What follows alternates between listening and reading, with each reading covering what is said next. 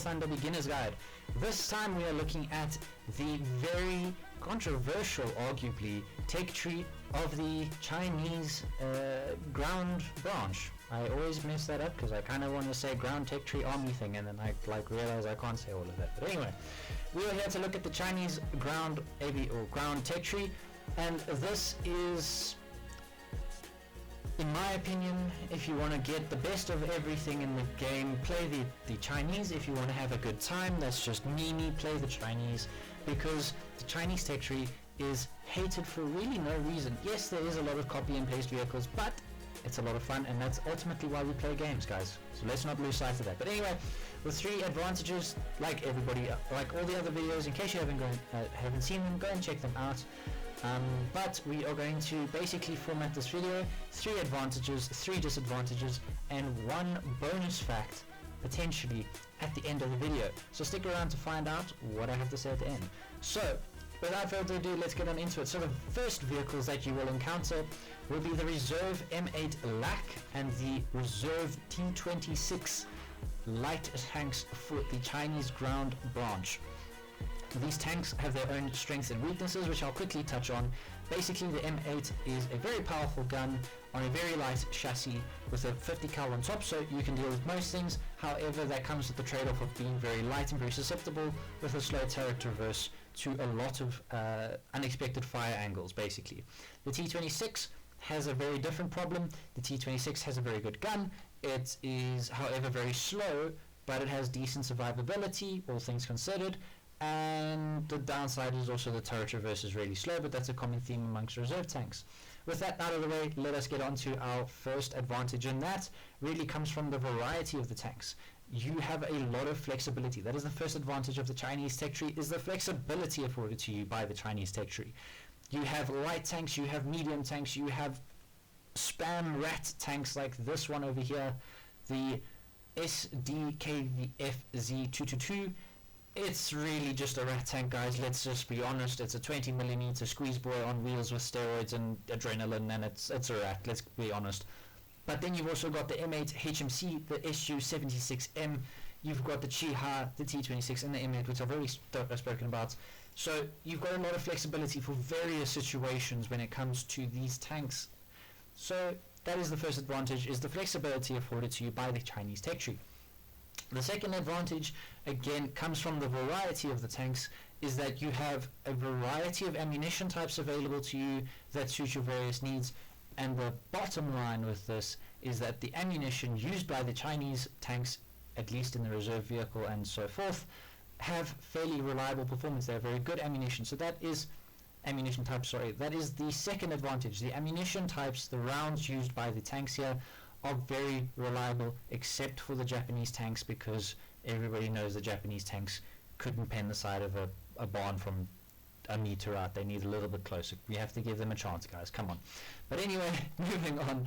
The third advantage of the Chinese tech tree is mostly around the fact that because they use a lot of export vehicles, you have access to things that otherwise the Chinese wouldn't. So what I'm basically getting at here is that the advantages come from the differences. The third advantage for the Chinese tech tree is really just the firepower, the overwhelming option of firepower. You really can't, and I know this ties in with the first point of flexibility, but it is slightly different because, like I said, the overall firepower options available to you.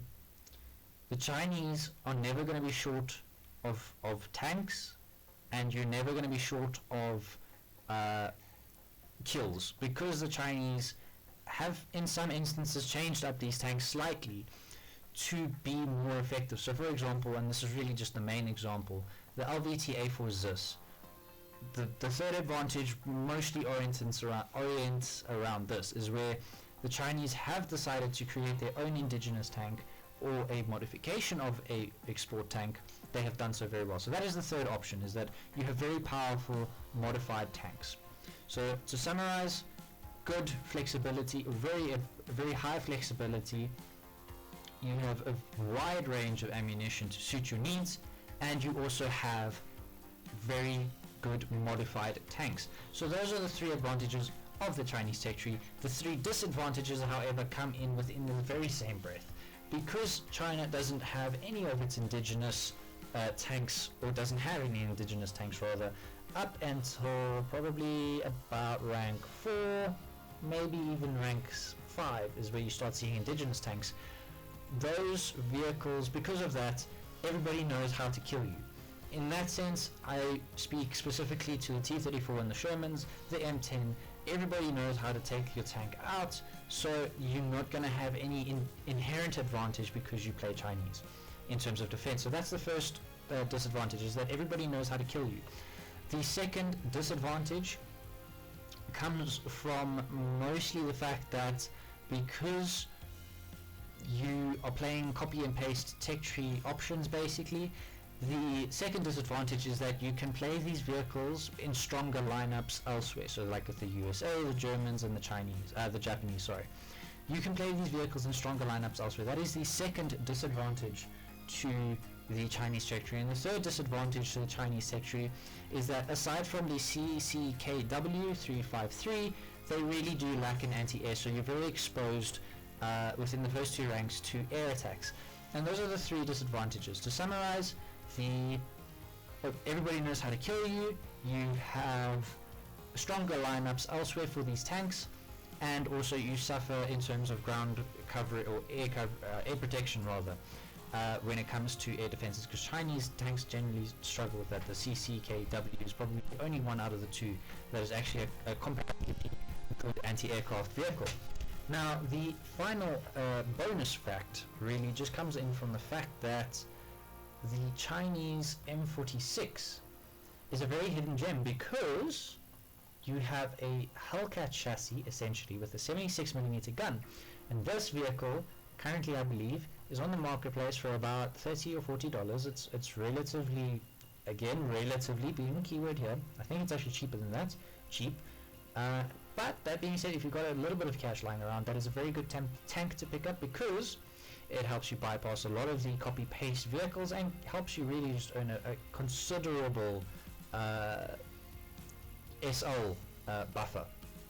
And I'm going to throw in an extra fact here. For those who haven't been playing China for very long, you no longer are able to access the PT-76. This is exclusive to people who have unlocked it prior to the Laurel update. Not that that's anything to boast about, because the PT-76 is a horrible tank, but it has been replaced by the Object 211, which I hear is apparently equally as horrible. So I don't know what Gaijin was thinking, but hey, they did it. So those are the pros and cons and little tips and tricks with Chinese tech tree, ladies and gentlemen. I sincerely hope you found this video informative and helpful. If you did, please leave a like and sub. And if you think somebody should see this video because, well, they're talking from Kong about China, well, I think you should share this video to them and show them that that's really not the case. So that's just all from me, ladies and gentlemen. I hope to see you guys in the next one, because you're all amazing. Until next time, ladies and gents, bye for now.